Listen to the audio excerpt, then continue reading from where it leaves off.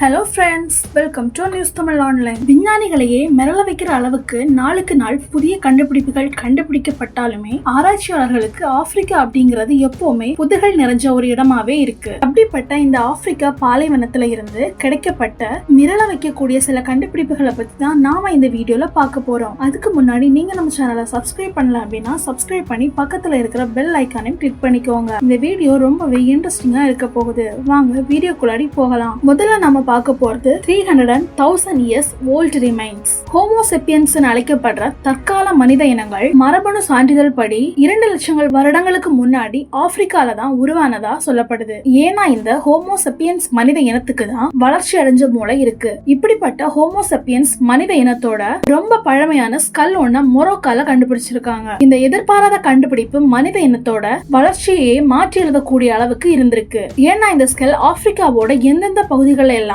மனித இனம் பரிணாம வளர்ச்சி அடைஞ்சிருக்கோ அந்த விஷயங்களை சொல்லக்கூடியதா இருந்திருக்கு. ஆராய்ச்சியாளர்களோட கருத்துப்படி 1,95,000 வருடங்களுக்கு முன்னாடி இருக்கிற மண்டையோடுகளும் புதை படிமங்களும் கிடைக்கப்பட்டிருக்கு. ஆனா புதுசா கிடைச்ச இந்த ஒரு ஸ்கல்ல ஆராய்ச்சி பண்ணி பார்க்கும்போது அது 3 லட்சத்துக்கும் பழமையான வருஷங்களுக்கு முன்னாடி உள்ளதுன்னு கண்டுபிடிக்கப்பட்டிருக்கு. இந்த 3 லட்சம் வருஷங்களான பழமையான ஸ்கல்ஸ் கிடைக்கிறது வரைக்குமே ஹோமோசெப்பியன்ஸோட சாம்பிள்ஸ வச்சுதான் கடந்த காலங்கள்ல மனித மூளையோட வளர்ச்சி எப்படி இருந்ததுன்னு கணிச்சிருக்காங்க. ஆனா இப்போ அதை விட பழமையான ஒரு ஸ்கல் ஆதாரமா கிடைச்சிருக்கு. அதனால மனித இனம் உருவான ஆராய்ச்சிகள் சம்பந்தமா இன்னும் பல தகவல்கள் எதிர்காலத்துல நமக்கு கிடைக்க வாய்ப்பு இருக்கு. இப்போ மொராக்கோ, எத்தியோப்பியா மாதிரியான ஆப்பிரிக்கா பகுதிகளில் இதுக்கான ஆதாரங்களை சேகரிக்க தொடர்ந்து ஆராய்ச்சியாளர்கள் ரிசர்ச் பண்ணிட்டு வராங்க. அடுத்ததா ஆப்பிரிக்கா ஸ்பிளிட்டிங் இன் டூ. நிறைய ஜியோகிராபிக்கல் அதிசயங்கள் வெளிப்படையா தெரியக்கூடிய ஒரு இடம் தான் இந்த ஈஸ்ட் ஆப்பிரிக்கா. பேஞ்சியா அப்படிங்கிற ஒரு ஒற்றை கண்டம் பிளவுற்றதுனால ஆப்பிரிக்கா, ஏசியா,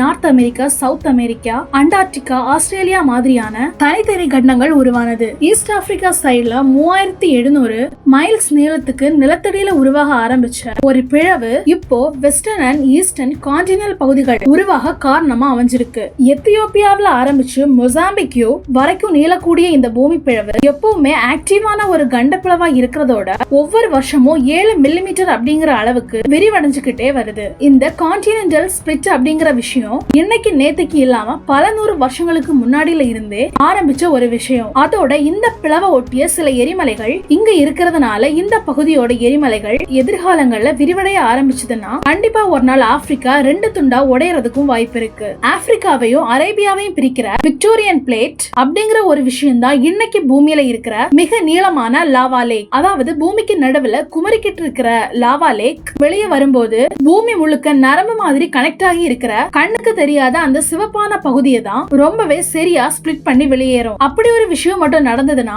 இந்த உலகம் இன்னொரு கண்ட நகர்வா பார்க்கும். அதுக்கான ஒரு ஆரம்பம் தான் இந்த ஆப்பிரிக்கன் கான்டினல் ஸ்பிளிட் ஆகுதோ அப்படின்னு நிறைய விஞ்ஞானிகளுக்கு சந்தேகமான ஒரு விஷயமாவே இருந்துட்டு வருது. இருந்தாலும் வருஷத்துக்கு 7 இன்ச் வரைக்கும் நகர்றதுனால இப்போதைக்கு இத பத்தி கவலைப்பட வேண்டிய அவசியம் இல்ல. ஏன்னா இந்த பேரழிவு நடக்கக்கூடிய காலகட்டங்கள்ல நம்ம உயிரோட இருக்கிறதே வாய்ப்பு இல்ல. அடுத்ததா untouched rain forest. Amazon rain forest தான் இந்த பூமியிலேயே பெரிய ரெயின் ஃபாரஸ்ட்ங்கிறது நமக்கு தெரியும். இதுக்குள்ளாடி நிறைய மனிதர்கள் மூலிகைக்காகவும் தங்க நகரத்தை தேடியும் போயிருக்காங்க. ஆனா மனிதர்களோட கால் தடமே படாத ஒரு இடம் இந்த பூமியில இருக்கு. அந்த பகுதி தான் ஆப்பிரிக்கால இருக்கிற மொசாம்பிக்யூ. 21வது நூற்றாண்டுகள்ல தான் இந்த ஒரு மலைப்பகுதியை அடையாளம் கண்டுபிடிக்கப்பட்டிருக்கு. டாக்டர் ஜூலியன் பேலிஸ் அப்படிங்கிறவரும் 28 பேரோட ஒரு குழுவா இந்த மலை பிரதேசங்களுக்கு போயிருக்காங்க.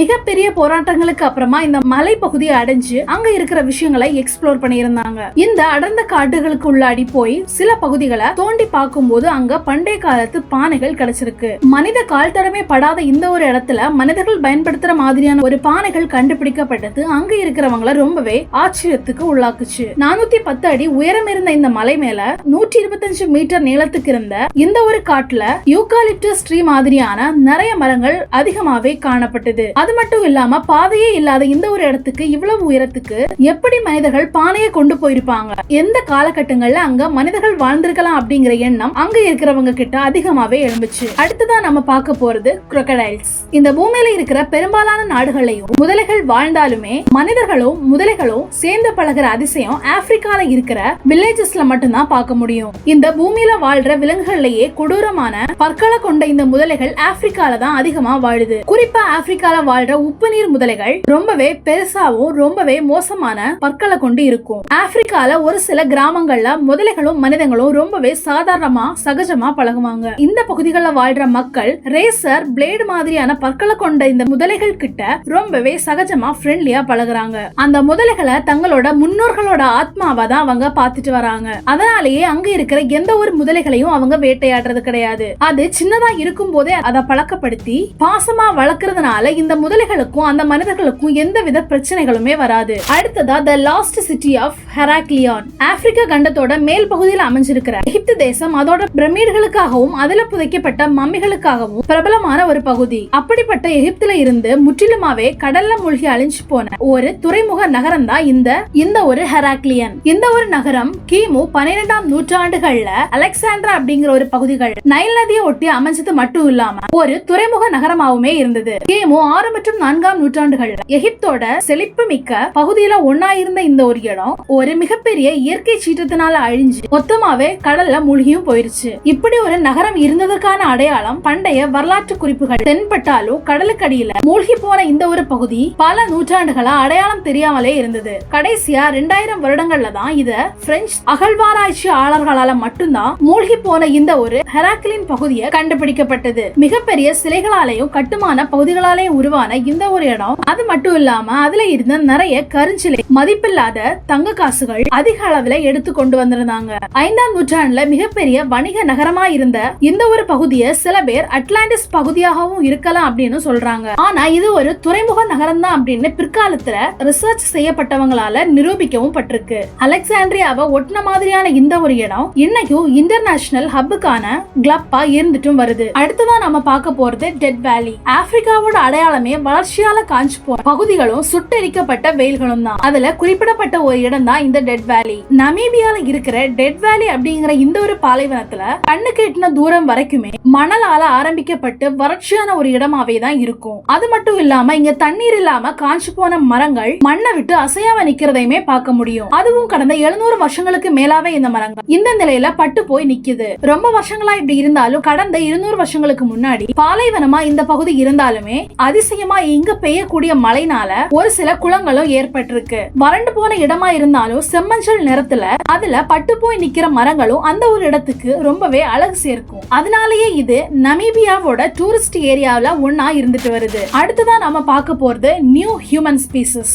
மனித இனத்தோட மிக பழமையான ஹியூமன் ஸ்பீசிஸ் சமீபத்துல ஆராய்ச்சியாளர்கள் கண்டுபிடிச்சிருந்தாங்க. இது ஆப்பிரிக்காவோட குகை பகுதிகளில் கண்டுபிடிக்கப்பட்டிருக்கு. ஹோமோ நலேடி அப்படிங்கிற மிக பழமையான மனித இனத்தோட படிமங்களை தென் ஆப்பிரிக்கால இருக்கிற ஒரு சிட்டில இருந்து 50 கிலோமீட்டர் தொலைவில் இருக்கிற ஒரு குகை பகுதியில 2013ஆவது வருஷம் இந்த ஒரு மனித இனங்களோட படிமங்கள் கண்டுபிடிக்கப்பட்டிருக்கு. 1960களில் இருந்தே பிரபலமான தொல்லியல் தளமா இருக்கிற இந்த குகை பகுதிகளில் நம்மளோட மூதாதைய இனங்களோட பல எலும்புகளும் தொல்லியல் படிமங்களும் கண்டுபிடிக்கப்பட்டிருக்கு. குகையோட மேற்பரப்புல இருந்து 40 கிலோமீட்டர் தொலைவில் கிடைக்கப்பட்ட இந்த ஹோமோ நலேடி மனித இனத்தோட எலும்புகளை மேற்கொண்டு ஆராய்ச்சி பண்ணி பார்த்ததுல அது இன்னைக்கு இருக்கிற மனிதர்களோட உடலமைப்புல இருந்து நிறையவே வேறுபட்டு காணப்படுது. தாடை, எலும்பு, பற்கள், கை எலும்புகள் இப்படி மொத்தம் 1550 ஸ்பெசிமென்ஸ் அந்த குகையில இருந்து கண்டெடுத்திருக்காங்க ஆராய்ச்சியாளர்கள். ஹோமோசெப்பியன்ஸ் நியாண்டர்தால் வரிசையில மனித இனத்தோட பரிணாம வகைகள்ல ரொம்பவே பழமையான இனமா அறியப்படுற இந்த ஹோமோ நலேடி இனம் 3 லட்சம் வருஷங்களுக்கு முன்னாடி இந்த பூமியில வாழ்ந்திருக்கலாம் அப்படின்னு சொல்லி ஆராய்ச்சியாளர்கள் சந்தேகப்படுறாங்க. அடுத்ததான் நம்ம பார்க்க போறது கோலியாத் ஃப்ராக்ஸ். இந்த பூமியில வாழ்ற மேக்சிமம் பிளேசஸ்ல இருக்கக்கூடிய இரு வாழ்விகள் உயிரிகளை சேர்ந்ததுதான் இந்த தவளைகள். ஆனா ஆப்பிரிக்கால மட்டுமே வாழக்கூடிய இந்த கோலியாத் ஃப்ராக்ஸ் உலகத்துல வாழ்ற தவளை இனங்கள்லயே மிக பெரியது. அதிகபட்சமா 12.5 இன்ச் நீளமும் 3 கிலோ 300 கிராம் வரைக்குமே எடையுள்ள இந்த ஒரு கோலியாத் தவளைகள் ஒரு நார்மலான வீட்டு பூனைகள் அளவுக்கு இருக்கும். தலை பிரட்டைகளா இருக்கும் போது சாதாரண தவளைகள் மாதிரியே இருக்கிற இந்த ஒரு தவளை ஆப்பிரிக்காவில ரொம்பவே வளர்ந்ததுக்கு அப்புறமா பூச்சிகள், மீன்கள் மற்றும் வேற சில பல்லிகள் மாதிரியான விஷயங்களை தான் சாப்பிடும். ஆனா உருவத்துல பெருசா இருக்கிறதுனால பாம்பு மாதிரியான ஒரு சில உயிரிகளும் இத வேட்டையாட முடியறதில்ல. இதனாலேயே இந்த தவளைகள் ஆப்பிரிக்கால அதிக அளவுல காணப்படுது. அடுத்ததான் நம்ம பார்க்க போறது மிஸ்டீரியஸ் ப்ளூ ஸ்டோன். இத்தாலி நாட்டை சேர்ந்த ஆஞ்சலோ பிட்டோனி அப்படிங்கிற இந்த ஒரு மனிதர் வெஸ்ட் ஆப்பிரிக்கால இருக்கிற கோனோ அப்படிங்கிற ஒரு பகுதியில நிறைய விலை மதிப்பில்லாத வைரக்கற்கள் கிடைக்கிறதா கேள்விப்பட்டு அந்த ஒரு இடத்துக்கு சென்றாரு. ஆனா அவருக்கு அந்த ஒரு இடத்துல அதை விட விலை மதிப்பில்லாத வேற ஒரு விஷயங்கள் கிடைக்குது. இது உலகத்தோட எந்த பகுதியிலுமே கிடைக்காத ஒரு அரிய வகை கல். அதுதான் ப்ளூ ஸ்டோன். நல்ல பளபளப்பான நீல நிற கல்லுக்கு மேல ஒயிட் கலர்ல ஒரு மிஸ்டீரியஸான ஒயிட் லைனோட இருந்த அந்த ஒரு ஸ்டோன் ஆப்பிரிக்கால இதுக்கு முன்னாடி வேற யாரோட கைக்குமே கிடைக்கப்படல. ஆனா ஆராய்ச்சியாளர்களோட கூற்றுப்படி இந்த ஒரு கல் முந்தைய காலகட்டங்கள்ல மேலே இருந்து விழுந்த விண்கல் மூலமா தான் இந்த மாதிரி ஒரு இல்யூஷன் ஏற்பட்டதா சொல்றாங்க. அது மட்டும் இல்லாம இந்த ப்ளூ ஸ்டோன்ல இருந்த மினரல்ஸ பொறுத்த வரைக்கும் 77% ஆக்சிஜனையும் 11% CO2வையும் 6% சிலிக்கானையும் 3% கால்சியத்தையும் மீதம் இருக்கிற பகுதிகளில் வேற சில மினரல்ஸும் கலந்திருக்கு. ஆனா 77% ஆக்சிஜனோட இதுவரைக்கும் எந்த ஒரு கற்களுமே கிடைச்சதில்லை அப்படின்னு ஆய்வாளர்கள் சொல்றாங்க. அடுத்ததான் நம்ம பார்க்க போறது ஐ ஆஃப் த சஹாரா. சஹாரா பாலைவனத்துல இருந்து ஒரு கண் வடிவத்துல ஒரு ஸ்ட்ரக்சரை